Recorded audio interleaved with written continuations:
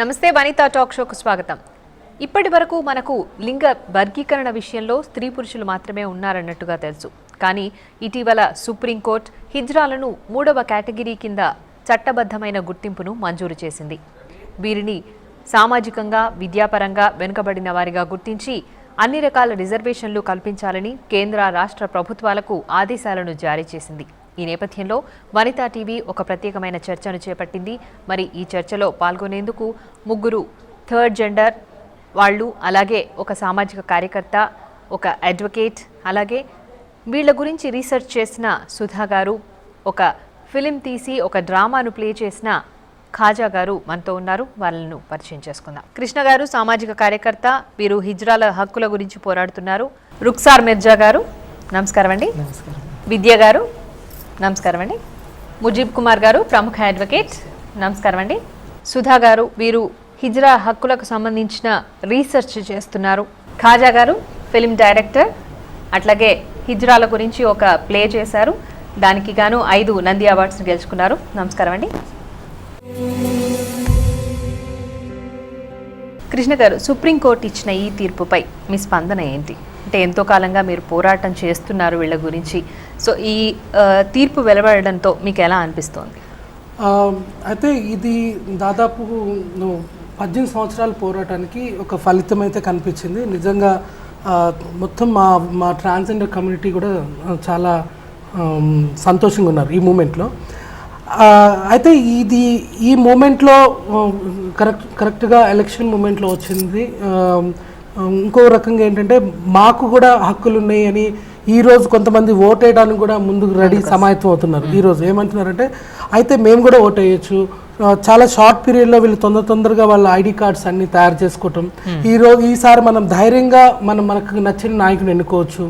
ఇన్ని రోజులు మనం సమాజం చాలా దూరం పెట్టింది, ఒక చిన్న చూపు చూసింది, కనీసం ఒక మనిషిలాగా కూడా మనల్ని సమాజంలో గుర్తించలేదు. కాబట్టి కానీ సుప్రీంకోర్టు ఈ జడ్జిమెంట్ ఏంటంటే అందరికి ఒక సర్ప్రైజ్. అంటే ఒక వస్తుందా రాదా, సమాజంలో ఒక మార్పు వస్తుందా రాదా, ఒక గుర్తింపు వస్తుందా అనే దానికి ఈ తీర్పు వచ్చిన తర్వాత ఎంతోమంది ఏమంటారు స్వేచ్ఛగా ఒకసారి గాలి పీల్చారు. అంటే ఎస్పెషల్లీ మా కమ్యూనిటీలో కొన్ని వందల మంది మేము ఆ రోజు సుప్రీంకోర్టు తీర్పు రాగానే కేక్స్ కట్ చేసి చాలా పెద్ద సెలబ్రేషన్. అప్పుడు ఏమన్నారంటే ట్రాన్స్జెండర్ కమ్యూనిటీ మొత్తం యాక్చువల్గా మేము ఈ రోజే పుట్టాం, అంటే ఈ రోజే మేము జన్మించినట్టు అనిపించింది సుప్రీంకోర్టు. ఎందుకంటే ఇన్ని రోజులు మేము సమాజంలో ఉండి కూడా మానవ హక్కులు ఏవైతే ఉపయోగించుకోవాలో అనుభవించాలో అవి కూడా అనుభవించలేని కనీసం ఎన్ని ఫండమెంటల్ రైట్స్ అన్ని వైలేట్ అయిపోయినాయి. ఎందుకంటే ఒక చీకటిలో మగ్గిపోయారు. అయితే ఏంటంటే ఆ రోజు సుప్రీంకోర్టు తీర్పు వెలువడిన రోజే చెప్పారు ఏంటంటే ఈ రోజు మేము పుట్టాం, ఈ రోజే మాకు జన్మ వచ్చింది, కనీసం మేము ఇప్పుడు సమాజంలో భాగమని గుర్తించారు. కాబట్టి ఈరోజు మేము స్వేచ్ఛగా ఈరోజు ఫస్ట్ టైం మేము గాలి పీల్చుకున్నాం అని చాలా సంతోషం వ్యక్తం చేశారు. ఓకే, రుక్సార్ మిర్జా గారు మీరు చెప్పండి, యాజ్ ఎ థర్డ్ జెండర్గా మీకు ఈ తీర్పు రావడం ఎట్లా అనిపిస్తోంది? ఫస్ట్ అయితే మా ట్రాన్స్జెండర్ తరఫున సుప్రీంకోర్టుకి చాలా థ్యాంక్స్. ఎందుకంటే సమాజంలో మాకు తల్లిదండ్రులు యాక్సెప్ట్ చేయలేరు, అసలు గుర్తింపు చేయలేరు. ఇంకా ఈ సుప్రీంకోర్టు మమ్మల్ని గుర్తించినందుకు చాలా ధన్యవాదాలు అనుకుంటున్నా. ఈ సందర్భంగా మేము చాలామంది అందరూ ఒక జాగలు అయ్యి పండుగ జరుపుకున్నట్టు ఈరోజే మాకు స్వాతంత్రం దొరికిందని, ఈరోజే పుట్టినామని మేమందరం సంతోషంగా ఉన్నాము. విద్య గారు ఏమంటారు మీరు ఈ విషయంలో? అయితే అట్ లాస్ట్ మాకి కూడా ఒక రికగ్నిషన్ వచ్చింది అని మాకు చాలా సంతోషంగా అయింది. అయితే ఇది ఎప్పుడు వాళ్ళు ఇంప్లిమెంట్ చేస్తారు, దాంట్లో ఏమేమి వాళ్ళు ఇస్తారు అది కూడా it counts. So we have to wait for that also. మిమ్మల్ని అంటే మానవులుగానే ఒక పౌరులుగా గుర్తించడమే కాకుండా రిజర్వేషన్స్ కల్పించి, అట్లాగే సామాజికంగా విద్యాపరంగా వెనుకబడిన వారిగా గుర్తించి రిజర్వేషన్స్ కల్పించడం కూడా జరుగుతోంది కదా. సో ఈ విషయంలో ఏమంటారు? అయితే ఇది చాలా బాగుంది. అట్ లాస్ట్ మాకు ఈ రిజర్వేషన్స్ ఇది అందులో మాకు ఒక గుర్తు వచ్చింది అని. I'm waited for so long. ఇది మాకు ఎప్పుడు మాకు హక్కులు రావాలా, ఎప్పుడు మాకు ఇది కావాలా, మేము ఎలా సమాజంలో మేము కూడా ఒకలాగా ఉండాలని ఎప్పుడు I was waiting for this from past so many years. అయితే ఇప్పుడు అట్ లాస్ట్ వచ్చిందంటే చాలా సంతోషంగా ఉంది. సుధా గారు మీరు చెప్పండి, ఇప్పుడు వీళ్ళ హక్కుల గురించి మీరు అంటే వీళ్ళకి ఏమేం కావాలి అన్న విషయాల గురించి మీరు ఒక రీసెర్చ్ చేయడం జరిగింది కదా. సో ఈ తీర్పు రావడం ఇది ఆశాజనకంగా ఉందా? ఈజ్ ఇట్ ఇన్వైటబుల్ అంటారా? ఇది తప్పకుండా ఇన్వైటబుల్ అండి. యాక్చువల్లీ ఇది ఒక చారిత్రాత్మకమైనటువంటి తీర్పు.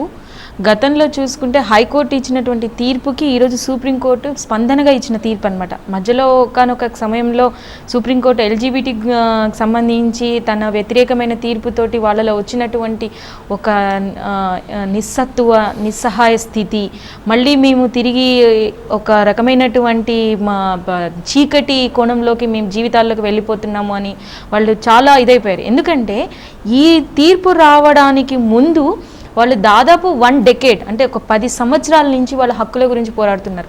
దాని గురించి జాతీయ స్థాయిలో ఉన్నటువంటి నేషనల్ ప్లానింగ్ కమిషన్ దగ్గర నుంచి NMEW national mission for empowerment of women దగ్గర నుంచి నేషనల్ లీగల్ సర్వీసెస్ అథారిటీ వాళ్ళ దగ్గరికి వెళ్ళి వీళ్ళు మాట్లాడి వాళ్ళతోటి చర్చలు జరిపి 2010 అక్టోబర్లో అదర్ అనే ఒక కాలంని ఇంట్రడ్యూస్ చేయించారు. ఆ అదర్ అనే కాలం తోటి ఏమవుతుంది అంటే మీరు చూడండి, ఇప్పుడు పాస్పోర్ట్లో కానివ్వండి, బ్యాంక్ అకౌంట్ తీసుకోవడంలో కానివ్వండి, ఓటర్ ఐడి పొందడానికైనా, ఆధార్ కార్డులో అయినా సరే ఈ అదర్ అనే కాలంని ఇంట్రడ్యూస్ చేశారు. అది first success of third gender అండి. అది 2010లోనే స్టెప్ అది తీసుకోవడం జరిగింది. ఆ తర్వాత ఎప్పుడైతే లాస్ట్ ఇయర్ డిసెంబర్లో ఏదైతే సుప్రీంకోర్టు 377 వర్డిక్ట్కి హైకోర్టుని అగైనెస్ట్గా చేశారో, ఈ యొక్క వాళ్ళ యొక్క ఏదైతే ఉందో ఫైట్ అదంతా కూడా ఒక ఆశాజనకంగా వాళ్ళని సపోర్ట్ చేస్తూ వస్తుంది అనుకునేది కాస్త ఒక్కసారిగా నీరు గారిపోయింది. ఈ తర్వాత ఫెసిలిటీస్ కూడా వాళ్ళు ఉపయోగించుకోలేని పరిస్థితికి వచ్చేసింది. ఎందుకంటే ఆ హైకోర్టు ఇచ్చిన తీర్పుతోటి చాలా మంది బయటకు వచ్చేసారు. అంటే నేను ఒక థర్డ్ జెండర్ని అనే ఒక హక్కుని వాళ్ళు ఎంతో ఒప్పుకోవడం. అవును. ఎప్పుడైతే ఈ సుప్రీంకోర్టు ఇచ్చినటువంటి జడ్జిమెంట్ అగైనెస్ట్ దాని మీద ఇచ్చేసరికి వాళ్ళంతా మళ్ళీ చాప కింద నీరులాగా వెనక్కి వెళ్ళిపోయారు. దాంతో ఏమవుతుందంటే వాళ్ళకి తెలియకుండానే ఒక రకమైన భయానమైనటువంటి పరిస్థితులు వాళ్ళు ఎదుర్కొన్నారు. కొన్ని సందర్భాల్లో సూసైడ్ అటెంప్ట్స్ కూడా జరిగాయి. అదేంటి అంటే కుటుంబము యాక్సెప్టెన్సీ ఎప్పుడు వస్తుంది? ఫస్ట్ కుటుంబంలో యాక్సెప్టెన్సీ ఎప్పుడు వస్తుంది? సామాజికంగా వాళ్ళని యాక్సెప్ట్ చేసి, సామాజికంగా యాక్సెప్టెన్సీ లేనప్పుడు కుటుంబంలో యాక్సెప్టెన్సీ రాదు. దాంతో వీళ్ళు ఏమవుతుందంటే వాళ్ళకు ఉన్నటువంటి సెక్షువాలిటీ ఏదైతే ఉందో దాన్ని ఒప్పుకోవడానికి ముందు కుటుంబాన్నే వాళ్ళు కన్విన్స్ చేయలేని పరిస్థితుల్లో వాళ్ళు సామాజికంగా ఎలా కన్విన్స్ చేయగలరు? సో ఇట్లాంటి సిచ్యువేషన్స్ వాళ్ళు ఫేస్ చేయడం జరిగింది. ఇది ఏంటి అని అంటే మన భారతదేశము సంస్కృతి సాంప్రదాయాలకు నెలవైనటువంటి ఇందులో అత్యంత పెద్ద కాన్స్టిట్యూషన్, మన రాజ్యాంగం, ప్రపంచంలోనే అత్యంత పెద్ద రాజ్యాంగం ఉన్నటువంటి భారతదేశంలో వాళ్ళ కోసం ఒక చాప్టర్ స్టార్ట్ అవుతుంది. ఆ చాప్టర్ ఏంటి, అది ఏ విధంగా ఉండబోతుంది? ముఖ్యంగా అందులో ఫస్ట్ విజయం ఎక్కడి నుంచి స్టార్ట్ అవుతుందంటే సోషల్ ఇంక్లూజన్, సామాజికంగా వారిని విలీనం చేయడం అనేది ఒక పెద్ద సక్సెస్. అది ఎలా జరుగుతుంది అంటే ఈ వర్డిక్ట్ ద్వారానే జరుగుతుంది. ఓకే, ముజీబ్ కుమార్ గారు మీరు చెప్పండి, ఇప్పుడు ఈ వర్డిక్ట్లో ఏముంది? ఇంతకీ ఈ తీర్పులో వీళ్ళ గురించి, వీళ్ళకి సంబంధించి ఎటువంటి తీర్పు ఇవ్వడం జరిగింది? ఇంకా ఫస్ట్ నేనేమంటానంటే మనం మేడం చెప్పినట్టు సుప్రీంకోర్టుకి మనం థ్యాంక్స్ చెప్పాలి. ఎందుకంటే మనది it's one of the most civilized nations.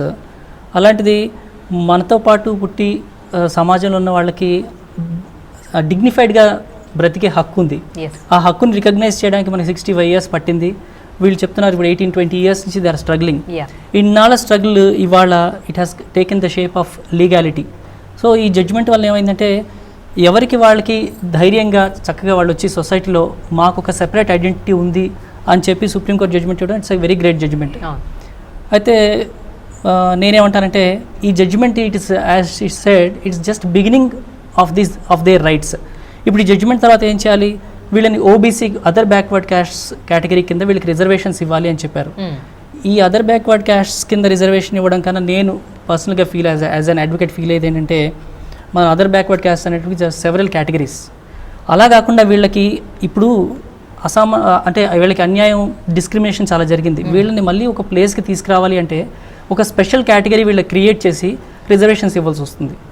తర్వాత ఈ సుప్రీంకోర్టు జడ్జిమెంట్లో స్టేట్ గవర్నమెంట్కి కూడా చాలా డైరెక్షన్స్ ఇవ్వడం జరిగింది. అంటే వీళ్ళ హక్కులు పరిరక్షించాలి అంటే ఎలాంటి స్టెప్స్ తీసుకోవాలి. అండ్ ఇంకొక ఇంపార్టెంట్ థింగ్ ఏంటంటే ఇప్పుడు వీళ్ళకి ఏమైనా ప్రాబ్లం ఫేస్ చేసినప్పుడు వీళ్ళకంటూ కొన్ని చట్టాలు రావాల్సిన అవసరం కూడా ఉంది. అదే చెప్తున్నాను. ఇప్పుడు సుప్రీంకోర్టు అంటే మన వరల్డ్లో మన దేశం మన supreme court for the first time third gender create చేస్తుందని చెప్పి న్యూస్ పేపర్స్ కూడా రిపోర్ట్ చేయడం జరిగింది. వీళ్ళకి హక్కులు నిజంగా పరిరక్షించాలి అంటే వీళ్ళకి ఒకసారి మీరు పబ్లిక్ ఎంప్లాయ్మెంట్లో ఆపర్చునిటీ ఇచ్చాక just like how women are given protection, Yes. వీళ్ళకు కూడా సెపరేట్ లాస్ అవి మనం ఖచ్చితంగా ఇవాల్వ్ చేసి తీరాలి. ఇప్పుడు మనం సుప్రీంకోర్టు జడ్జిమెంట్ విశాఖ యాస్బెస్టాస్ కేసులో లైంగిక వేధింపుల నుంచి రక్షణ చట్టం అనేది సుప్రీంకోర్టు ఫస్ట్ ఫ్రేమ్ చేసి తర్వాత గవర్నమెంట్ ఓ 10-15 పట్టింది. అవును. అలాగే ఈ వీళ్ళ హిజరీస్ హక్కులు పరిరక్షించడానికి కూడా సెవరల్ లాస్ రావాలి వర్క్ ప్లేస్లో వీళ్ళకి, because they will encounter peculiar problem. ఆ పెక్యులర్ ప్రాబ్లంకి రెగ్యులర్ లాకి వెళ్ళమంటే, రెగ్యులర్ చట్టం కింద వీళ్ళకి ప్రొటెక్షన్ అంటే సరిపోదు. చాలా కన్ఫ్యూజన్స్. Yes. కాబట్టి సెవరల్ ఎనాక్ట్మెంట్స్ నెంబర్ ఆఫ్ చట్టాలు ఫ్రేమ్ చేయవలసి వస్తుంది వీళ్ళకి నిజంగా వీళ్ళ హక్కులు కానీ పరిరక్షించాలనుకుంటే. ఓకే, ఖాజా గారు మీరు చెప్పండి. మీరు ఒక ఫిలిం తీశారు, ఒక ప్లే నడిపించారు వీళ్ళకి సంబంధించి. అపగ్రస్తులను ఒక డ్రామా చేయడం జరిగింది. సో అది తీయాలన్న ఆలోచన ఎలా వచ్చింది మీకు? అంటే ఒక డిఫరెంట్ ప్లే రాయాలని అయితే ఒక మైండ్లో ఒకటి ఉండేదండి. సో ఒకసారి నేను ట్రావెల్ చేస్తుంటే రోడ్ మీద ఒక షాప్ ఓపెనింగ్ జరిగింది, అక్కడికి హిజ్రాస్ రావడం జరిగింది. సో వీళ్ళు కొంత డబ్బులు కావాలని అడగటం, వాళ్ళు రివర్స్ అయిపోవడం, ఆ షాప్ వాళ్ళు వీళ్ళని కొట్టేశారు. సో అక్కడ నాకు స్ట్రైక్ అయిపోయింది, అంటే బీభత్సంగా రక్తమే గారిపోయింది వీళ్ళకి, కొంతమందికి పరిగెత్తారు ఇంకా పోలీస్ వచ్చి అని. సో దాని నుంచి నేను థాట్ జనరేట్ చేసి, so why don't I write ఒక డిఫరెంట్ డ్రామా చేయొచ్చు కదా అని నేను స్టూడెంట్ ప్రొడక్షన్ కోసం ఒకటి చేయాల్సి వచ్చింది ఎంఏలో. సో అప్పుడు నేను ఆ డ్రామా రాయడం జరిగింది, శాపగ్రస్తులు అని పెట్టాను. సో అందులో నేను ఎక్కడ హిజ్రాస్ అని థర్డ్ జెండర్ అని ఏది స్పెసిఫై చేయలేదు. సో జీవులు, వీళ్ళు కూడా మనుషులు, జీవులు అని మాత్రమే చెప్పడం జరిగింది అన్నట్టు. సో అది జడ్జెస్కి బాగా నచ్చింది వాళ్ళకి. ఓకే,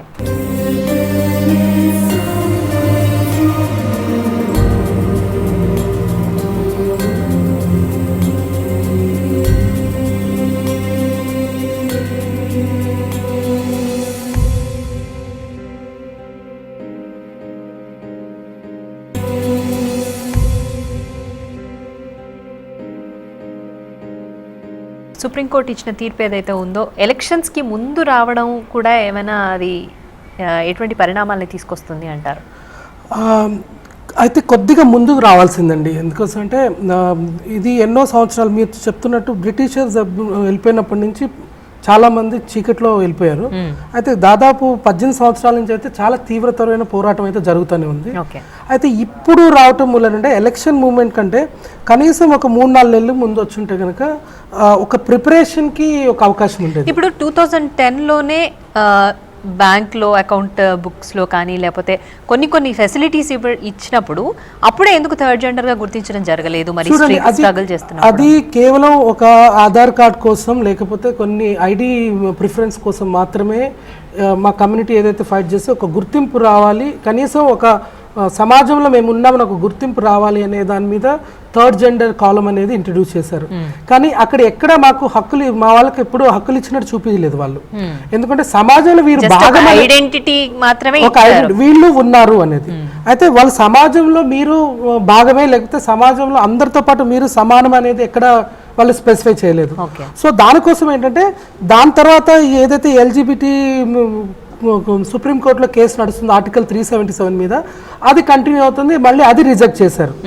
సో అది 2013 డిసెంబర్లో అది రిజెక్ట్ చేశారు. చేసినప్పుడు ఏమైందంటే ఇన్ని సంవత్సరాల్లో నెమ్మదిగా సెన్సిటైజేషన్, సమాజంలో మీరు ఉన్నారు, మనం అందరితో పాటు సమానమని చాలా మాలాంటి స్వచ్ఛంద సంస్థలు దాదాపు 35-40 ఆంధ్రప్రదేశ్లో, ఇండియా మొత్తంగా అయితే కొన్ని వందల వేలల్లో అందరినీ బయటికి తీసుకొచ్చాం. ఓకే, అంటే మామూలుగా అసలు ఎంతమంది ఉన్నారు థర్డ్ జెండర్ మన స్టేట్ ప్రకారం చూసుకుంటే? చూడండి, మన స్టేట్ ప్రకారము ఇప్పుడు స్పెసిఫిక్గా ట్రాన్స్జెండర్స్ కూడా రిజిస్టర్డ్ వరకు చూస్తే ఒప్పుకొని ముందుకు వచ్చిన వాళ్ళు దాదాపు 55,000 మంది ఉన్నారు. సో ఇవి కాకుండా ఇంకా ఫిమేల్ పేరు మీద ఉన్న వాళ్ళు కొన్ని వేలల్లో ఉన్నారు. ఎందుకంటే వాళ్ళు ఇంకా ట్రాన్స్జెండర్ థర్డ్ జెండర్ని ఒప్పుకునే పరిస్థితి లేదు కాబట్టి వాళ్ళు ఫిమేల్ కిందే రిజిస్ట్రేషన్ అయిన వాళ్ళు ఉన్నారు. అయితే ఇప్పుడు సుప్రీంకోర్టు తీర్పుతోటి వాళ్ళు ముందుకు వచ్చే అవకాశం ఉంది ఇప్పుడు.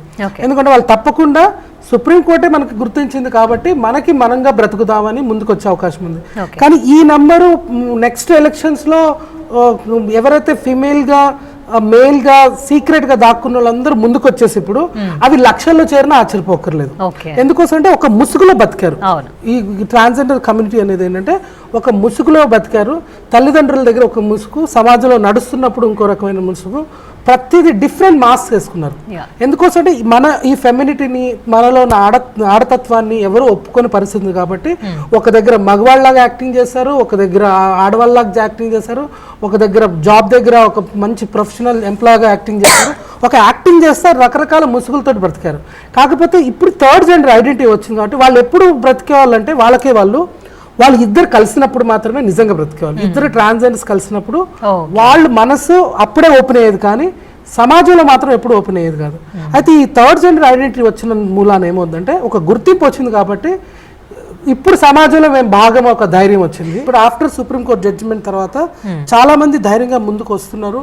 ఈవెన్ కొంతమంది రాజకీయ నాయకులతో కూడా మేము మాట్లాడడం జరిగింది. అయితే మాకు కొద్దిగా ఈ మేనిఫెస్టో ప్రిపేర్ అయ్యేసరికి మాకు కొద్దిగా టైం దొరకలేదు. Definitely we're going to demand ఎవరైతే వాళ్ళు పనిచేసే ఎవరైతే మాకు ఏ ఎమ్మెల్యే ఉన్నారో, ఎంపీ ఉన్నారో మా కాన్స్టిట్యున్సీలో, ఏ పార్టీ అయితే పనిచేస్తుందో మేనిఫెస్టోలో ఎక్కడైతే ట్రాన్స్జెండర్ ఇష్యూ ఇన్వాల్వ్ అవ్వదో, వాళ్ళ సమస్యల మీద మీరు దృష్టి పెట్టరో అటువంటి పార్టీకి ఓటు వేయకూడదని ఇప్పుడు కూడా నిర్ణయించుకున్నాం. అయితే కొన్ని పార్టీలు ముందుకు వచ్చినాయి, లేదు డెఫినెట్గా మీ సమస్యల్ని మేము తీరుస్తామని మా ట్రాన్స్జెండర్ కమ్యూనిటీ అందరికీ వాళ్ళు భరోసా ఇవ్వడం జరిగింది. కాబట్టి అటువంటి వాళ్ళు ఎవరైతే భరోసా ఇస్తున్నారో వాళ్ళకి మాత్రం ఓటేస్తాం. కానీ ఈసారి మీ ఇద్దరు ట్రాన్స్జెండర్స్ కూడా నించున్నారు. ఒకళ్ళు కడప నుంచి సమీరా నించున్నారు ఆల్రెడీ, ఒక ట్రాన్స్జెండర్. అదేవిధంగా ఖమ్మం నుంచి మన దోమల మేరీ అని ఆమె కూడా నించున్నారు. అయితే వాళ్ళకు కూడా మనం ఎంకరేజ్ చేయడం చాలా important. So first time supreme court judgement తర్వాత ఇద్దరు ట్రాన్స్జెండర్స్ ధైర్యంగా ముందుకొచ్చి నామినేషన్ వేశారు. ఎందుకంటే వాళ్ళ మనసులో ఎన్నో బాధలు ఉన్నాయి, సమాజంలో ఎక్కడో మంచి జరగట్లేదు, కాబట్టి మేము కూడా సమాజానికి మంచి చేయాలని ఒక బాధ, అదొక బాధ్యతగా గుర్తించి వాళ్ళు ముందుకొచ్చి నామినేషన్ జరిగింది. రుక్సార్ మిర్జా గారు, సమాజం నుండి మీరు ఎటువంటి వివక్షను ఎదుర్కొన్నారు, మీరు ఎట్లా ఫీల్ అయ్యారు ఆ సందర్భంలో? నేను చాలా సమస్యలు ఎదుర్కొన్నాను. ఎందుకంటే ఒక రోడ్ మీద ఇంటికాడికి వెళ్ళినప్పటి నుంచి నేను ఆఫీస్కి వచ్చేదాకా నేను ఎన్నో సమస్యలు ఎదుర్కొంటాను. ఎందుకంటే ఆటోలు వస్తప్పుడు అమ్మ కొజ్జవాళ్ళు వేరే ఆటోలు వెళ్దాం, లేకుంటే వాడు వదిలేస్తాడు ఆటోడు. షాప్కి వెళ్ళినా ఏమైనా తీసుకున్నా కొజ్జలు వచ్చిరే, మీ అన్న వచ్చిండ్రా, చెప్పరా, మాట్లాడరా, ఏడిపోతున్నావు, ఇట్లాంటి సమస్యలు. ఇంకేమో ఆఫీస్కి వెళ్తుంటే మేము జాబ్ చేస్తామంటే జాబ్ ఏం చేస్తారా మీరు, మీకెవడు ఇస్తాడరా అని. కనీసం షాప్లో అడగనికి పోయినా కూడా ఇలాగ ఇస్తారు డబ్బులు. ఇదేం పొద్దుగాల మీరు ఇట్లా వచ్చేస్తారు, అసలు మీ ముఖాలు చూడొద్దు అని ఇట్లాంటి చాలా సమస్యలు ఎదుర్కొన్నామండి. హాస్పిటల్కి వెళ్ళినా కూడా అంతే. ఎక్కడన్నా పోలీస్ స్టేషన్లో రిపోర్ట్ ఇవ్వడానికి వెళ్తే మీరే చేస్తారా, మీకేంద్రా రిపోర్ట్ రాయడము, ఎఫ్ఐఆర్ ఏం రాయాలరా మీకు అంటే, వేరే వాడు కొట్టి వెళ్ళిపోయినా పర్లేదు, వాడి కేసు బుక్ చేస్తే మేము దొంగతనం చేసినామంటే చేసినట్టే. కానీ అతన్ని అన్యాయంగా కొట్టి వెళ్ళినంటే మా మీద ఏం అసలు యాక్షన్ తీసుకోరు వాళ్ళు. ఇలాంటి చాలా సమస్యలు అండి. అసలు ఈ హిజ్రాలు అయినందుకు ఏమైనా పాపమా అని అనిపిస్తుంది నాకైతే. ఎప్పుడెప్పుడు సూసైడ్ చేసుకోవాలని అనిపిస్తుంది. ఎందుకంటే మనల్ని ఎవరు అసలు మనిషిగా గుర్తించారు. ఇప్పుడు ఈ తీర్పు వచ్చిందని మేము ఎంతో సంతోషం పడ్డాం. కానీ రాను ఇట్లనే మాకు మనిషిలాగా గుర్తిస్తే చాలా బాగుంటుందని నేను అనుకుంటున్నాను. అట్లా విద్య గారు మీరేమనుకుంటున్నారు? ఇంకా మీరు కూడా అంటే ఇటువంటివే కాకుండా ఇంకా ఎటువంటివి ఎదుర్కోవాల్సిన సందర్భం గురించి చెప్పాలంటే, ఇప్పుడు నాకు 50 years. అయితే నేను ఐ వాజ్ జస్ట్ 17 years ఉన్నాను, అప్పుడు నాకు క్యాస్ట్రేషన్ అయింది. అయితే నా ఫ్రెండ్ చెప్పినట్టు ఇప్పుడే ఇలా అంటే జస్ట్ ఇమాజిన్ 33 years అగో ఎలా ఉంటుంది లైఫ్. నా ఫ్రెండ్స్ చాలా మంది సూసైడ్ చేసుకున్నారండి. అయితే వాళ్ళు ఏం చేసేది, ఎలా మేము బ్రతకాలా, ముందు ఏమి చేయేది, వాళ్ళకి ఏ క్లూ కూడా లేదు. అయితే మాకి అప్పుడు చాలా హ్యూమిలేషన్, అంటే ఈవెన్ సమాజం నుంచే కాదు, ఇంట్లో కుటుంబం వాళ్ళు కూడా అసలు. అయితే నేను ఒక పెద్ద ఫ్యామిలీ నుంచి వస్తాను, where my mother is a doctor. అయితే ఐ కుడెంట్ టెల్ దెమ్, నేను ఇలా అని కాలేదు నేను. So when I was just 16 years నేను ఐ లెఫ్ట్ మై హోమ్, నా ఇల్లు ఇడిచేసి I just went away to hijra community. అక్కడ నాకు ఛాన్సెస్ వాళ్ళ దగ్గర ఉండే, నా ఆశలు, నా ఇది చీర కట్టుకోనలా అసలు అందరూ అక్కడ నాకు దొరికింది. అయితే నేను ఇప్పుడు 16th year లో అసలు మీకు తెలుస్తుందా నేను హిజ్రాని కాబట్టి నేను వాళ్ళతో కలవాలి అన్న థాట్ ఎట్లా వస్తుంది, ఆ ఐడియా ఎట్లా అది వస్తుంది? మా చిన్నప్పుడు నుంచి when I was just 5 years అలాగనే నేను ఎప్పుడు 5 years ఉన్నాను అప్పుడే నాకు నా లోపల ఒక ఫెమినైన్ క్యారెక్టరిస్టిక్స్ వచ్చింది. అయితే నేను ఆడలాగా ఉండాలా, నేను డ్రెస్ చేసుకోనాలా, నేను మేకప్ చేసుకోనాలా, ఆడవాళ్ళ దగ్గరనే ఉండాలా, నాకు ఒకడు మొగుడు ఉండాలా, అలా ఫీలింగ్స్ నాకు ఎప్పుడు చిన్నప్పటి నుంచే వచ్చింది. అయితే I was waiting for a chance, ఎప్పుడు ఇది నాకు దొరుకుతుంది, ఎలా, how can I express my self అని ఉండాను. అప్పుడు when I grew up little, అప్పుడు నేను ఒక హిజ్రాని కలిసి వాళ్ళు నాకు చాలా ప్రామిసెస్ చేశారు. అయ్యో అక్కడ వేరే లోకం ఉంది, నువ్వు రావచ్చు అని చెప్తే నేను అక్కడ వెళ్ళాను. అండ్ నాకు చాలా నచ్చింది. అయ్యో నాకు కూడా ఒక ఛాన్స్ దొరికింది కదా ఇక్కడ ఇలా అనేసి. ఇప్పుడు వీళ్ళిద్దరూ చెప్తున్న దాన్ని బట్టి చూస్తే ఎంత వాళ్ళు క్షోభ అనుభవించారో అర్థమవుతుంది. ఈ క్షోభ అంతా మీ డ్రామాలో మీరు దాంట్లో చూపించడం అవునండి. జరిగింది. నేను ఏదైతే రోడ్ మీద ఇన్సిడెంట్ చూశానో సో దాన్ని అందులో ఇంటర్ప్రిట్ చేయడానికి ప్రయత్నించి నేను రీసెర్చ్ చేస్తే అందులో తెలిసింది ఏంటంటే these are 3 types: social, psychological, physical. ఈ 3 typesగా ఫామ్ అవుతారు. సో సోషల్గా ఏంటంటే ఇప్పుడు ఒక ఇంట్లో ఒక 5 చెల్లెలు ఉన్నారనుకోండి, ఒకడే తమ్ముడు ఉన్నాడు అనుకోండి, సో వాళ్ళ ప్రభావం తన మీద పడుతుంది. How to make up, how to dress up, so అవన్నీ. సో సైకలాజికల్గా తెలియకుండానే ఇప్పుడు ఇందాక తను చెప్పినట్టు అలాంటి అట్రాక్షన్ ఒకటి అవుతుంది. సో ఫిజికల్గా కూడా సమ్ డిజబిలిటీ ఉండడం వల్ల కూడా అటువైపు అట్రాక్ట్ అవుతారు. నా డ్రామా చూడడానికి ముందు చాలా క్వశ్చన్స్ ఉన్న వాళ్ళు ఇప్పుడు మాకు అన్ని క్వశ్చన్స్ అన్ని ఆన్సర్ వచ్చినాయి. అంటే నేను శాపగ్రస్తులు ఎందుకు పెట్టానంటే మనకు అర్జునుడు ఊర్వశి దగ్గర శాపం పొందుతాడు. సో నర్తనశాలలో తను ఇలా బృహన్నలాగా మారుతాడు. సో అందువల్ల వీళ్ళందరూ శాపగ్రస్తులు అప్పటి నుండి. సో నీ సంతతికి సంబంధించిన వాళ్ళు ఇన్ ఫ్యూచర్ భూమి మీద ఇలా ఉంటారు అని ఆమె ఊర్వశి శపించినట్టుగా నేను డ్రామాటిక్గా కొంచెం క్రియేట్ చేశాను. ఓకే. అట్లాగే ఇప్పుడు ఇందాక విద్య గారు చెప్పినట్టుగా వాళ్ళ మీద కూడా ఇటువంటి నేరాలు జరుగుతున్నాయి, రేప్ జరుగుతున్నాయి. మరి వీళ్ళకంటూ చట్టాలు ఏమైనా ఉంటాయండి? చట్టాలంటే ఇప్పటివరకు 377 అని ఒక సెక్షన్ ఐపీసీలో ఉంది. ఎప్పుడైతే స్పెసిఫైడ్గా ట్రాన్స్జెండర్స్ మీద అఫెన్సెస్ అని ఒక సెపరేట్ చట్టం లేదో, అన్యాచురల్ అఫెన్సెస్, అసహజమైన నేరాల కింద వీళ్ళు ఇప్పుడు పోలీస్ స్టేషన్కి వెళ్ళి కనీసం ఫిర్యాదు చేసే అవకాశం కూడా లేదు. అక్కడ వాళ్ళు ఇప్పుడు యాక్సెప్ట్ చేస్తారా అంటారా? అంటే మీకు ఒక రైట్ ఉంది కాబట్టి మీరు ఖచ్చితంగా వెళ్ళి తీసుకోవాలి అని చెప్పి ఇప్పుడు పోలీస్ వాళ్ళు వీళ్ళ లీగల్ స్టేటస్ యాక్సెప్ట్ చేస్తారు, కానీ పోలీస్ వాళ్ళ హ్యాండిక్యాప్ కూడా మనం అబ్జర్వ్ చేయాలి.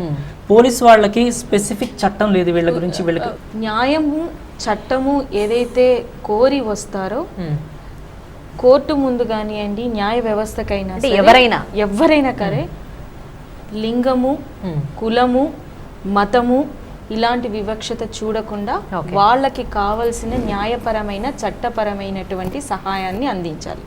దాన్ని ఉల్లంఘించటం అనేది జరగకూడదు. అది జరిగితే మళ్ళీ that comes under other kind of constitutional denied దాంట్లోకి వచ్చేస్తుంది. ప్రాథమిక హక్కులు హరించినట్టు అవుతుంది. అసలు మీరు రాజ్యాంగం బిగినింగ్ చూస్తే అండి, క్యాస్ట్ బేసిస్ మీద కానీ, జెండర్ బేసిస్ మీద కానీ, రిలీజియన్ బేసిస్ మీద కానీ ఎలాంటి వివక్షత చూపించడానికి వీల్లేదు. Just imagine the condition in the society. జనరల్గా నేను ఒక సామాన్యమైనటువంటి మానవరాలుగా ఉండి నాకు ఒక డేట్ ఆఫ్ బర్త్ సర్టిఫికేట్ కోసం నేను వెళ్తేనే నాకు కనీసం 2 months పడుతుంది. అట్లాంటిది ఒక వ్యక్తి తన జెండర్ని చేంజ్ చేసుకొని ఇట్లాంటి స్థితిలోకి వచ్చాడు. ఇది ఒక చిన్న ఎగ్జాంపుల్. ఇంకొక ఎగ్జాంపుల్ ఏంటి అంటే, ఇప్పుడు ఫర్ ఎగ్జాంపుల్ వరంగల్ జిల్లాలో ఇంకొక ఇన్సిడెంట్ జరిగింది. చిత్తూరు జిల్లాలో ఒక ఇన్సిడెంట్. ఒక అమ్మాయి తను ఎంఏ వరకు చదివింది. తను ఎంఏ చేసిన తర్వాత పిహెచ్డి అప్లికేషన్ పెట్టారు. ఈ జస్ట్ ఇమాజిన్. పీజీ వరకు తను పర్మిషన్ ఇచ్చింది ఒక రిపోర్టర్ సహాయంతో. పీజీ యూనివర్సిటీలో కూడా వాళ్ళు డినై చేశారు ఆమెకి.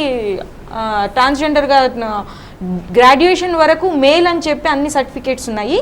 ఆఫ్టర్ దట్ పీజీకి వెళ్ళడానికి తనకి ఆ మేల్ కాలం నుంచి ఫిమేల్ కాలంలోకి మారింది. అండ్ ఫిమేల్గా తన రికగ్నైజేషన్ మారిపోతుంది. And she is a third gender and we can't give the application for the post graduation.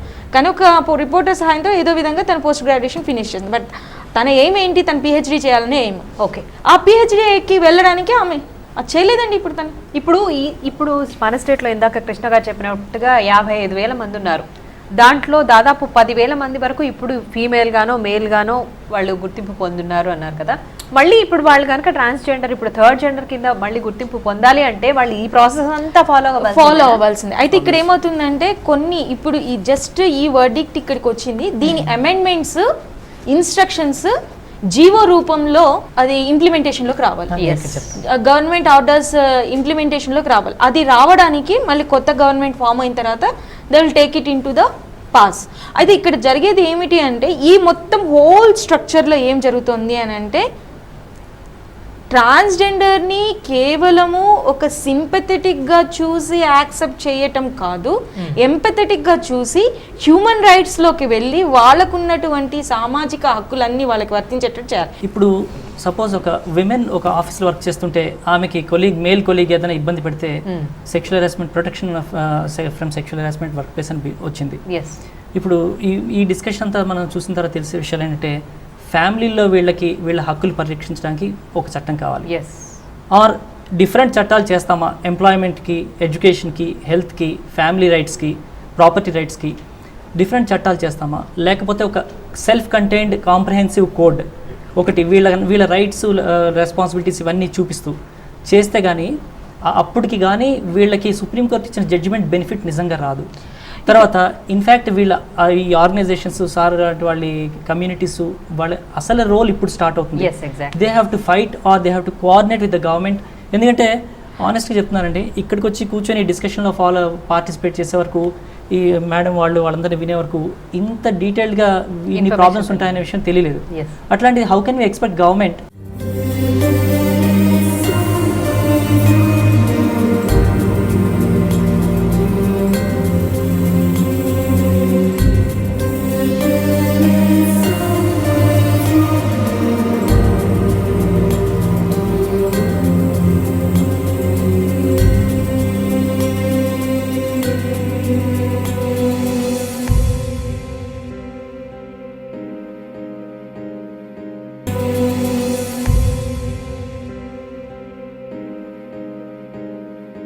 Sudha గారు, ఇప్పుడు అంటే మొన్న మధ్య వీళ్ళకి కొన్ని హక్కులు వచ్చాయి, కానీ ఆడవాళ్లకు హక్కులు వచ్చి చాలా కాలం అయ్యాయి. పుట్టుకతోనే హక్కులతోనే పుట్టేశాం, కానీ ఏ మాత్రం రక్షణ కల్పించబడుతోంది, ఎక్కడ భద్రత దొరుకుతుంది? అసలు వీళ్ళకేమో ఇప్పుడు ప్రస్తుతం చట్టాలు కూడా లేవు.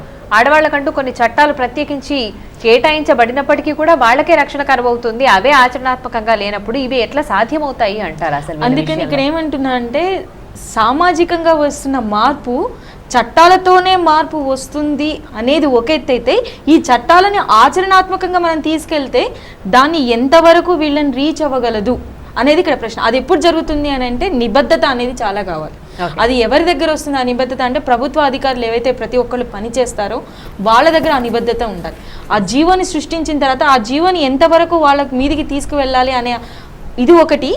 రెండో కారణం చెప్తున్నాను, ఇది ఫస్ట్ నిబద్ధత ఇన్ గవర్నమెంట్ ఆఫీసెస్ ఒకటైతే, రెండోది ఏంటంటే కమ్యూనిటీ ఏదైతే ట్రాన్స్జెండర్స్ వైపు కూడా ఉంటుందండి.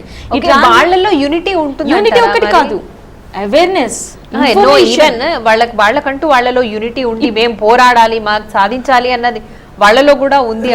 ఆ పోరాట ఫలితమే మనం ఈ రోజు చూస్తున్నాం. కానీ అని ఆ యొక్క ఇప్పుడు ఫర్ ఎగ్జాంపుల్ ఈ జీవోనే ఉంది, WCDలో జీవో ఉంది. ఇప్పుడు పోరాటంలో పాల్గొనడానికి వచ్చినటువంటి కార్యకర్తలకి కొంతమంది చదువుకున్నటువంటి ట్రాన్స్జెండర్కి తెలుస్తుంది. కానీ ఎవరైతే బయటికి రాకుండా ఉంటారు కదా, కొంతమంది స్వచ్ఛంద సంస్థలు, ఈ యొక్క కమ్యూనిటీ బేస్డ్ ఆర్గనైజేషన్, ఈరోజు మనం ఇక్కడ కూర్చున్నాం. ఇప్పుడు ఏమవుతుందంటే community to the community, for the community, by the community. These days are change now. ఇప్పుడు ఏంటంటే కమ్యూనిటీ కోసం కమ్యూనిటీ పోరాడుతుంది. సో ఆ రోజుల్లో వచ్చాయి. ఇప్పుడు అట్లాంటి వాళ్ళు ఎంత లోతుల్లోకి వెళ్ళి కమ్యూనిటీకి ఈ సమాచారాన్ని అందిస్తున్నారు, ఆ సమాచారం వాళ్ళు ఎంతవరకు తీసుకొని దాన్ని వీళ్ళ హక్కుల్లోకి తీసుకొని వస్తున్నారు, ఇవన్నీ కోణాలన్నీ చూసుకొని వెళ్ళి రేపు మా హక్కుల పరంగా మేము పోరాడుతూ మాకు రావాల్సినవి మాకు రావాలి అని చేసుకునే స్థాయిలో వీళ్ళు ఉంటున్నారు. దానికి తగ్గట్టుగా ప్రతిఫలం అవుతుంది నుంచి కూడా మనకి రావాలి. మీరేమంటారు విజయ్ కుమార్? చట్టం అనేది పటిష్టంగా ఉండి దానిలో చెక్స్ అండ్ బ్యాలెన్సెస్ అనేది పర్ఫెక్ట్గా పెడితే అప్పుడు ఎక్కడైనా ఇంప్లిమెంటేషన్ అథారిటీస్ అంటే ఒక చట్టం ఉండాక గవర్నమెంట్ మేడం చెప్పినట్టు జీవో ఇంప్లిమెంటేషన్ జరగలేదు. జీవో ఇంప్లిమెంటేషన్ జరగకపోతే నెక్స్ట్ చేయవలసిన పని ఏంటి? ఆ ఇంప్లిమెంట్ చేయని అధికారి మీద మనం ఫైట్ తీసుకోవాల్సింది. ఫైట్ చేయాలంటే సరైన జీవో ఉండాలి మొదలు. ఇప్పుడు జీవో వరకు కాకుండా మనకి చట్టం స్టేజ్కి వచ్చాం. చట్టం సరిగ్గా ఉంటేనే అధికారులు భయపడతారు.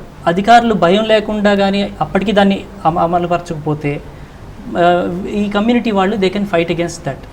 ఓకే, తర్వాత ఇంకోటి ఏంటంటే she has given a very valid point. చట్టాలు చాలా ఉన్నాయండి, మీరు ఇందాలు కూడా చెప్పారు మహిళలకు చట్టాలు చాలా ఉన్నాయని.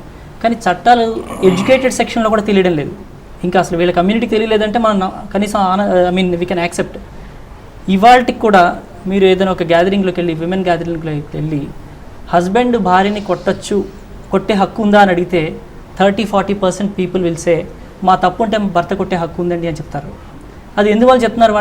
వాళ్ళకి తప్పున్నా తప్పు లేకపోయినా ఒకరిని ఇంకొకరు కొట్టే అధికారం లేదన్న విషయం తెలియక.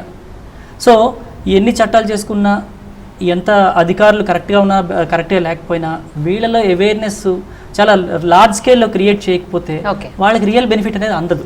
Yes, exactly. ఖాజా గారు మీరు చెప్పండి ఫైనల్గా. ఇప్పుడు అంటే సుప్రీంకోర్టు వీళ్ళకి అనుకూలంగా తీర్పునిచ్చింది.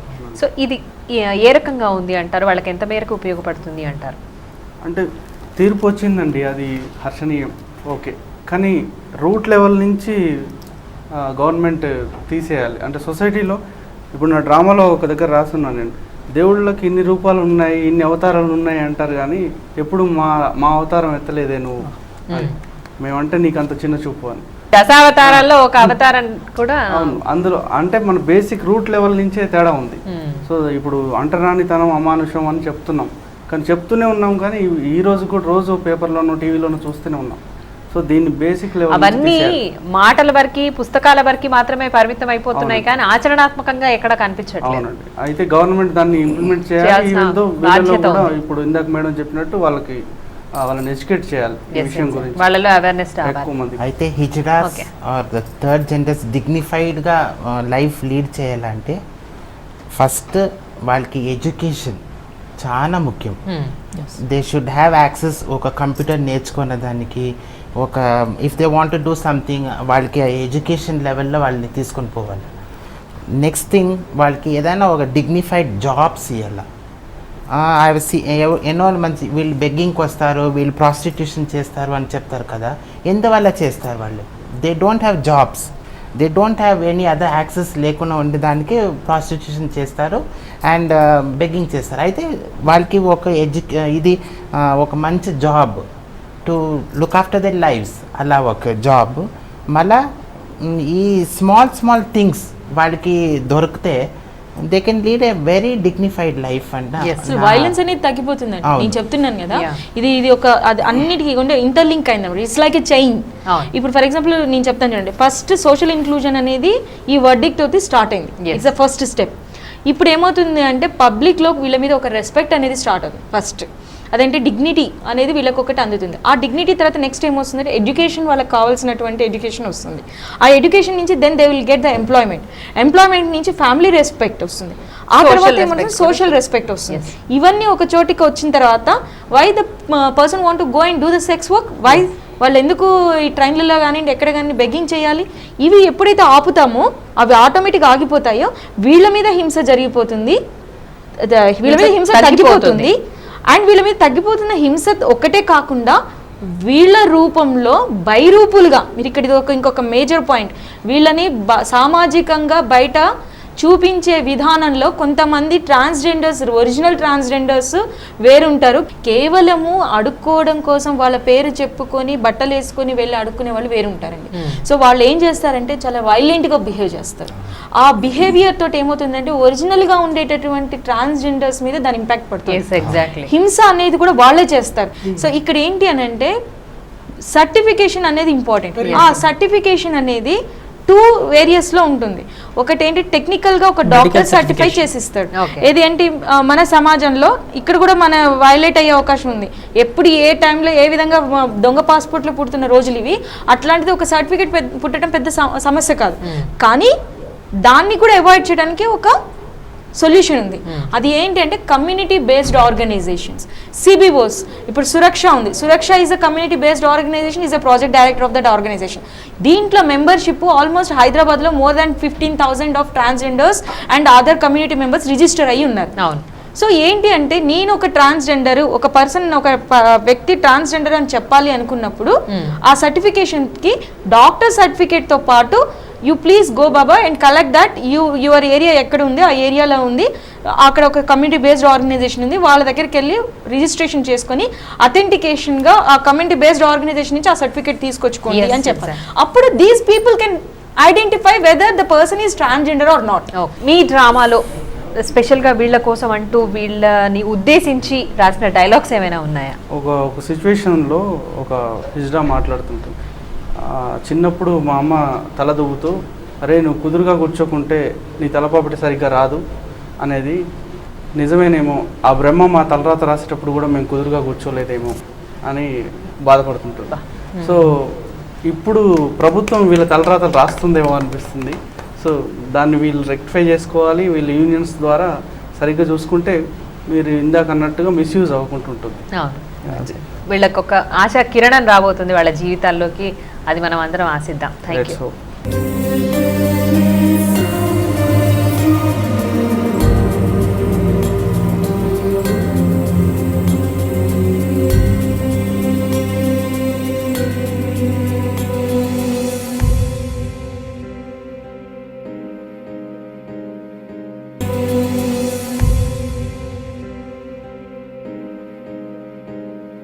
చర్చా కార్యక్రమంలో పాల్గొనేందుకు మరొక అతిథి కూడా విచ్చేశారు. ముందుగా వారిని పరిచయం చేసుకుందాం. హలో విజయ్ గారు, హలో వైజయంతి గారు.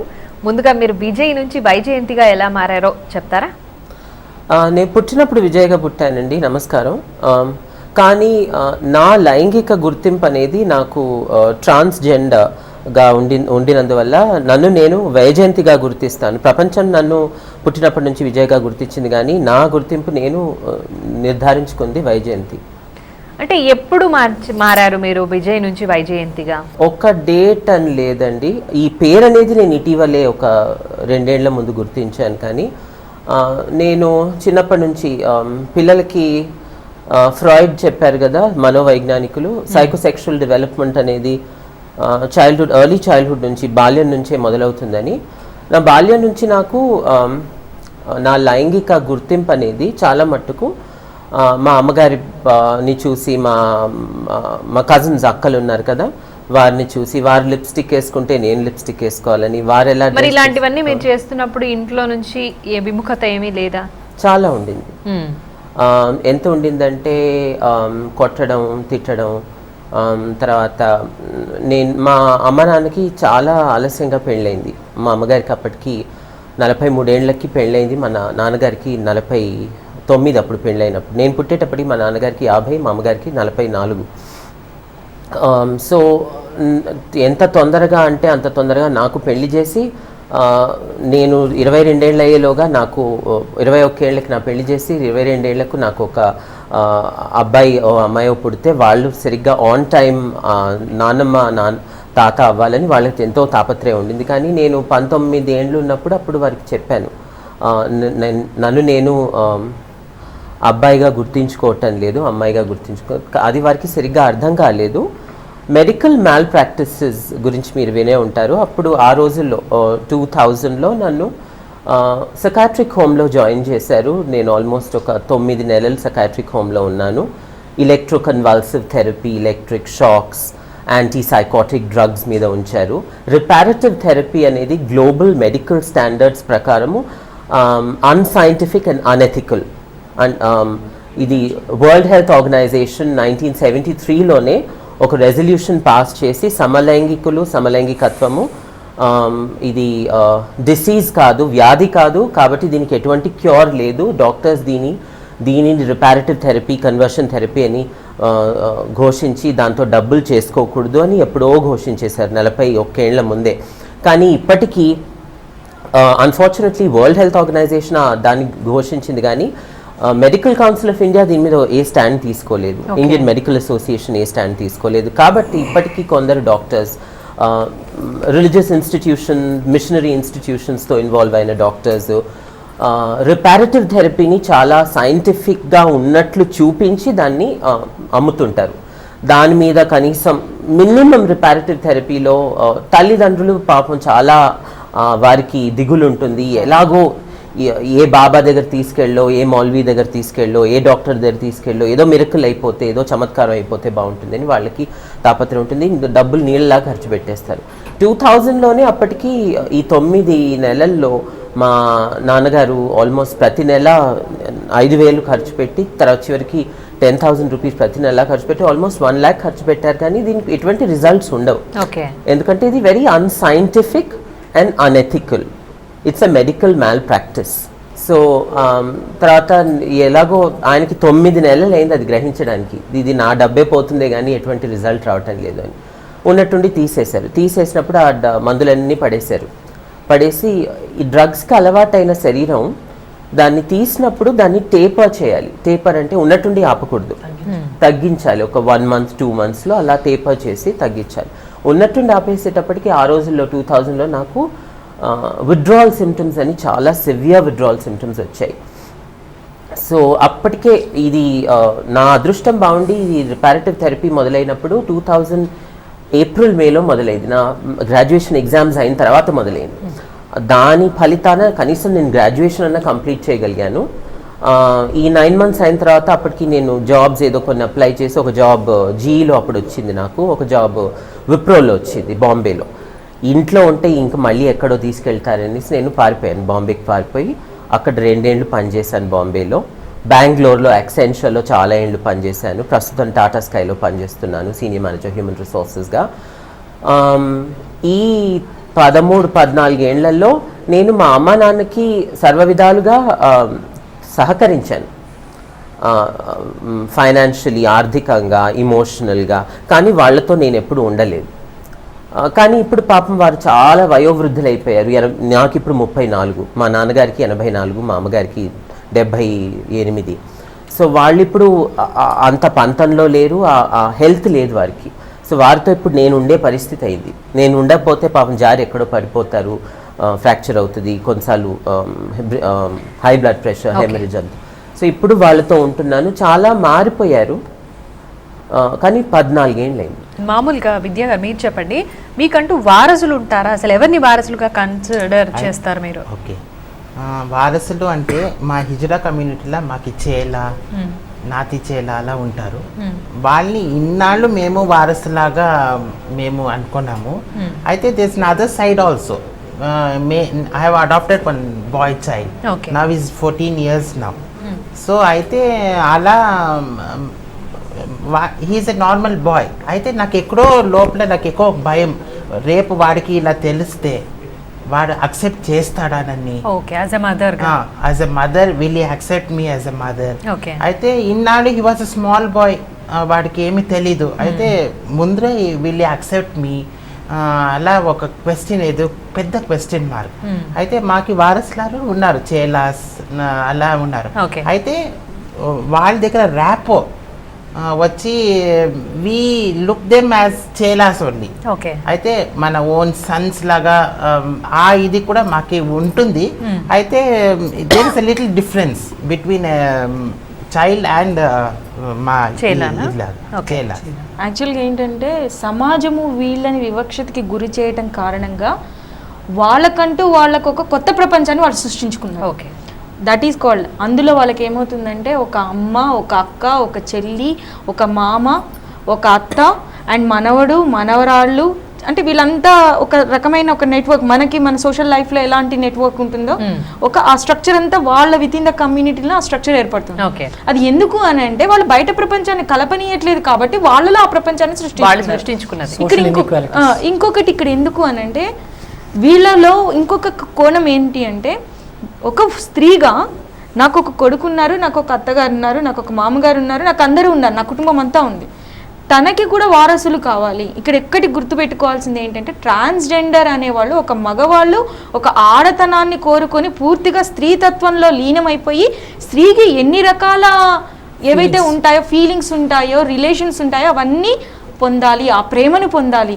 అందుకని చెప్పి వాళ్ళు ఏం చేస్తారంటే అడాప్ట్ చేసుకొని అన్ని రకాలుగా, ఇంకా మరి అసలు వాళ్ళు ట్రాన్స్జెండర్ అనే ఒక పదాన్ని కాకుండా ఒక స్త్రీకి ఏ విధమైతే ఫీలింగ్స్ ఉంటాయి, సెక్షువల్ ఫీలింగ్స్ దగ్గర నుంచి ఒక ఫ్యామిలీ మదర్హుడ్, ఒక వైఫ్, ఒక గ్రాండ్ మదరు, ఒక అత్తగారు, ఇవన్నీ వాళ్ళలో ఉంటాయి.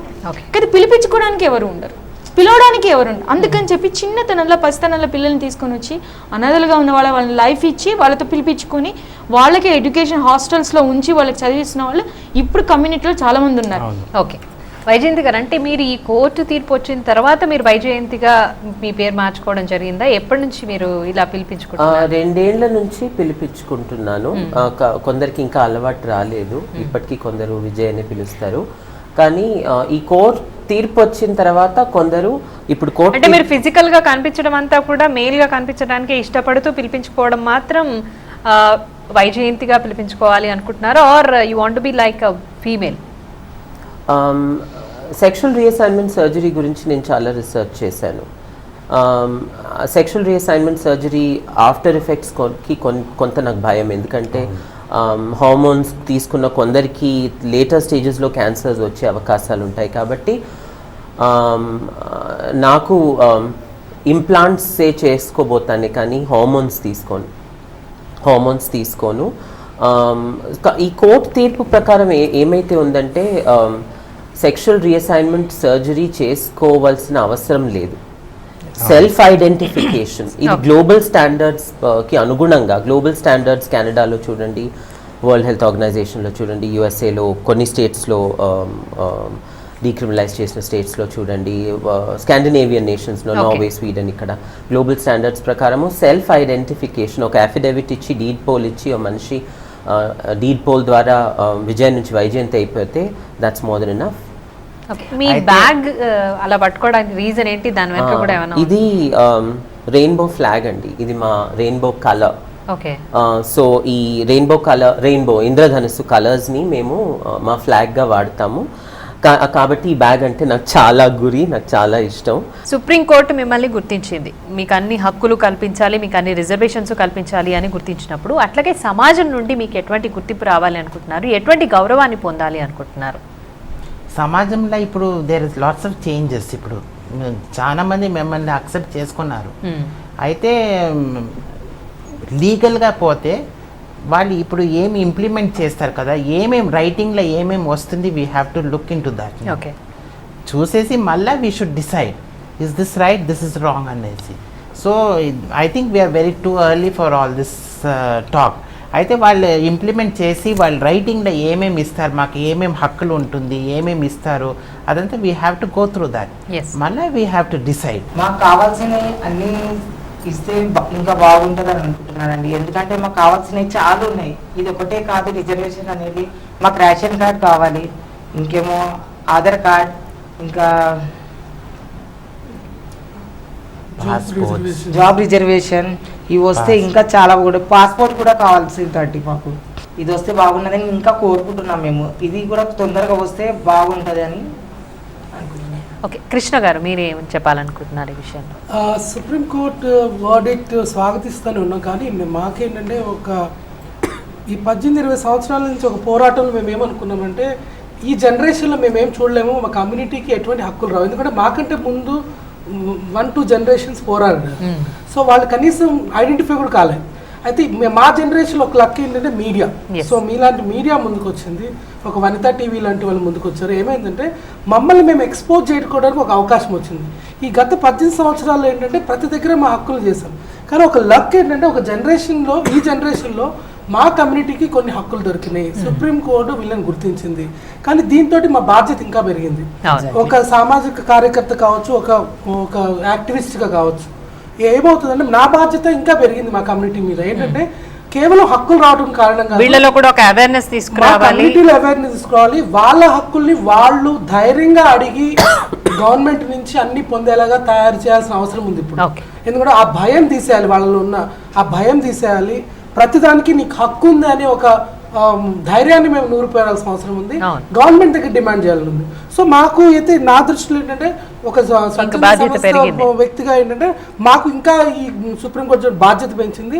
ఐ హోప్ డెఫినెట్లీ మా కమ్యూనిటీకి అన్ని విధాలుగా మంచి చేయడానికి మేము మా జీవితకాలం మొత్తం కృషి చేస్తూనే ఉంటాం. సో భుజీబ్ కుమార్ గారు, ఇందాక సుధాకర్ అన్నట్టుగా మైనారిటీలో వీళ్ళని ఆ కేటగిరీ కింద తీసుకుంటే వాళ్ళు ఒప్పుకోలేదు, ఓబీసీ కింద వీళ్ళని ఇప్పుడు కన్సిడర్ చేయాలి అంటున్నారు. ఇది ఎంతవరకు కరెక్ట్? మరి ఓబీసీ కింద వీళ్ళని చేస్తే ఏమవుతుందంటే అండి, real benefits of this special enactment or this judgement అనేది వీళ్ళ వరకు రాదు. బీసీలో చాలా కేటగిరీస్ ఉన్నాయి, అండ్ వీళ్ళని వేరే కేటగిరీస్తో జత చేసి పెట్టడం అనేది వీళ్ళకి జస్టిస్ చేసినట్టు అవ్వదు. సుప్రీంకోర్టు కానీ వీళ్ళ నాళ్ళ నుంచి పోరాడుతున్న దేనికోసం అయితే పోరాడుతున్నారో ఆ ఆబ్జెక్ట్ ఆ aim they will not be able to achieve. So వీళ్ళని ఏంటంటే అంటే కాన్స్టిట్యూషనల్గా ఒక స్పెషల్ స్టేటస్ క్రియేట్ చేసి వీళ్ళకి స్పెషల్ రిజర్వేషన్ అనేది ప్రతి కేటగిరీలో ఇవ్వాలి. ఎడ్యుకేషన్ తీసుకోండి, మెడికల్ ఫీల్డ్ తీసుకోండి, బోత్ వేస్ చదువుకోవడానికి అవకాశం ఇవ్వాలి, జాబ్ చేయడానికి అవకాశం ఇవ్వాలి. తర్వాత this is one thing about special category status. Second thing ఏంటంటే మేడం గారు తర్వాత కృష్ణ గారు వీళ్ళందరూ in fact their special or dynamic role starts now, ఇప్పుడు స్టార్ట్ అవుతుంది. ఎందుకంటే లా మేకింగ్ బాడీకి గ్రాస్ రూట్ లెవెల్ నుంచి ఏం సమస్యలు ఉంటాయి, ఇప్పుడు ఆవిడ చెప్పారు డాక్టర్ గారికి ఎనాటమీ ఆఫ్ ట్రాన్స్జెండర్ అర్థం కాకపోయిన రోజులు ఉండేవి అని. సో ఇవన్నీ చాలా మైన్యూట్గా వీళ్ళందరూ లా మేకింగ్ అప్పుడు పార్టిసిపేట్ చేసి డిస్కస్ చేస్తే తప్ప ఆ లా అనేది యూస్ఫుల్ లా అనేది ఎనాక్ట్ చేయడం కష్టం. సో వీళ్ళ రెస్పాన్సిబిలిటీ ఆర్ వీళ్ళ duty now as you rightly side ఇప్పుడు నిజంగా అసలు స్టార్ట్ అవుతుంది. అప్పుడే వాళ్ళకి రియల్ బెనిఫిట్ అనేది ఆ సుప్రీంకోర్టు జడ్జిమెంట్ బెనిఫిట్స్ అనేది వాళ్ళ వరకు డౌన్ ది లైన్ వస్తుంది. సోషల్ ఇంక్లూజన్ అనేది అది చాలా పెద్ద విస్తృతమైనది. సో మన మహిళల్లోనే ఇంతవరకు సామాజిక విలీనం ప్రాపర్గా కాలేదు. ఓకే, ఇంకా అట్లాంటిది కమ్యూనిటీ ట్రాన్స్జెండర్స్ని మనము సామాజిక విలీనం చెయ్యాలి అని అంటే ఇంతవరకు మనము 18-20 సంవత్సరాల నుంచి చేసిన పోరాటంలో ఇది తొలిమెట్టు. ఇంకా ఇది జరగాలి అని అంటే మనము గ్రాస్ రూట్ నుంచి తీసుకుంటే నేషనల్ ప్లానింగ్ కమిషన్ ఒక్కటి అంటే టెక్నికల్గా చెప్తాను, ప్రణాళికల్ని రూపొందించేది ప్లానింగ్ కమిషన్. ముందు ఆ ప్రణాళికను రూపొందించే ప్రణాళిక వ్యక్తులు ఎవరైతే ఉంటారో వాళ్ళకి అవగాహన కావాలి. లా తర్వాత ఏం చేస్తుంది అంటే లా ఆల్రెడీ వచ్చేసింది, సుప్రీంకోర్టు ఒక జడ్జిమెంట్ రిలీజ్ చేసింది, కానీ దాని తర్వాత జీవోస్ డెవలప్ అవ్వాలి. ఆ జీవోస్ ఎట్లా డెవలప్ అవ్వాలి అంటే అక్కడ ప్రణాళిక అనేది ఆ శాఖ నుంచి రావాల్సినటువంటి కొన్ని ఇన్స్ట్రక్షన్స్ స్టేట్ ప్లానింగ్ కమిషన్కి రావాలి. స్టేట్ ప్లానింగ్ కమిషన్ నుంచి నెక్స్ట్ అది డిఫరెంట్ డిపార్ట్మెంట్స్కి వెళ్ళాలి. అక్కడ డిఫరెంట్ డిపార్ట్మెంట్స్ నుంచి జీవోస్ ప్రొడ్యూస్ అవ్వాలి. అంటే అది మనం ఎక్కడి నుంచి రావాలి? సో మన ట్రిగ్గర్ ఎప్పుడు కూడా హై లెవెల్ ఆఫ్ ప్రణాళిక ఎవరైతే ఇప్పుడు నెక్స్ట్ 2017 ఇప్పుడు రాబోయే రోజుల్లో 2017 మార్చి నుంచి 13th ప్లాన్ కమిషన్ స్టార్ట్ అవుతుంది. నౌ ఇట్ ఈజ్ ఇప్పుడు ఇదేంటి ఏప్రిల్ 2014 మిడ్ టర్మ్ రివ్యూ జరుగుతుంది, planning commission mid term review జరుగుతుంది. ఇప్పుడు this is the time, right time community can approach the planning state planning commission. Once మన government body form అయిపోయిన తర్వాత ఈ కమ్యూనిటీస్ ఈ యొక్క సుప్రీంకోర్టు ఆర్డర్ని బేస్ చేసుకొని వాళ్ళకి ఏమైనా రికమెండేషన్స్ కావాలి, ఎందుకంటే గవర్నమెంట్ ఇప్పుడు ఫామ్ అవుతుంది. సో ఇక్కడ నుంచి స్టేట్ ప్లానింగ్ కమిషన్కి వెళ్ళి వాళ్ళకి కావాల్సినటువంటి డిమాండ్ని ప్రొడ్యూస్ చేయాలి. ఆ డిమాండ్లో ఏముండాలి, ఆ డిమాండ్లో కావాల్సిన పాయింట్స్ ఏంటి, 1, 2, 3, 4 అవన్నీ కూడా community based organisation including the social organisation civil societies కలిపి ఒక డ్రాఫ్ట్ని డెవలప్ చేసి అది ప్లానింగ్ కమిషన్కి సబ్మిట్ చేసి అక్కడి నుంచి జీవోస్ స్ప్రెడ్ అవ్వాలి.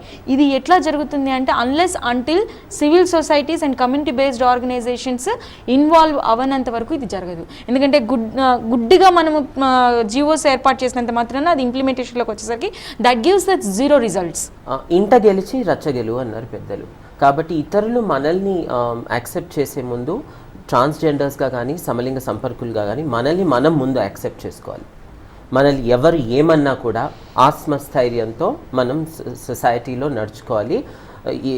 ఎందరో ఉంటారు క్రిటిసైజ్ కాండెమ్నేషన్ చేయడానికి ఎటువంటి కరువు లేదు, కానీ మనల్ని మనం కాండెమ్ చేసుకోకూడదు. అది మొదటి పాయింట్. రెండో పాయింట్, ఈ సుప్రీంకోర్టు జడ్జ్మెంట్ చాలా మంచి జడ్జ్మెంట్, చాలా ప్రోగ్రెసివ్ జడ్జ్మెంట్. కానీ మొదటి మెట్టు, అది మొదటి స్టెప్, ఫస్ట్ బేబీ స్టెప్. ఇది కాకుండా ఇంకెన్నో లెవెల్స్ ఉన్నాయి. Second point, marriage rights, equal rights under the constitution. రాజ్యాంగ ప్రకారము ఇతరులందరూ పెళ్లి చేసుకోగలిగినప్పుడు సమలింగ సంపర్కులు ట్రాన్స్జెండర్ వారు కూడా పెళ్లి చేసుకునే హక్కు వారికి ఉండాలి. వారికి అడాప్షన్ రైట్స్ ఉండాలి. వారికి ఎప్పుడు చేలాల ద్వారానే వారి అడాప్షన్ ఈ ఫోర్స్ ఉండకూడదు. మూడో పాయింట్ ఏంటంటే వారికి అడాప్షన్ రైట్స్ ఉండాలి. నాలుగో విషయం, ట్రాన్స్జెండర్స్కి పర్టిక్యులర్గా నేను చెప్పినట్టు గే లెస్బియన్ వారు మోస్ట్లీ అప్పర్ మిడిల్ క్లాస్ వారు, అబవ్ ద పవర్టీ లైన్ వారు ఉంటారు. కొంత మినిమం లెవెల్ ఆఫ్ ఎడ్యుకేషన్ ఉంటుంది. ట్రాన్స్జెండర్ వారికి ఎడ్యుకేషన్ ఆపర్చునిటీస్ ఉండాలి. వారికి విట్నెస్ ప్రొటెక్షన్ ప్రోగ్రామ్ ఉండాలి. విట్నెస్ ప్రొటెక్షన్ ప్రోగ్రామ్స్ ఇంకొన్ని విషయాలలో ఉన్నాయి, కానీ ట్రాన్స్జెండర్ వారికి ఎఫ్ఎస్డబ్ల్యూస్కి అస్సలు లేవు. విట్నెస్ ప్రొటెక్షన్ ప్రోగ్రామ్స్ ఉండాలి. వారి ఐడెంటిటీస్ని వాళ్ళు మార్చుకునేటట్టు విట్నెస్ ప్రొటెక్షన్ ప్రోగ్రామ్స్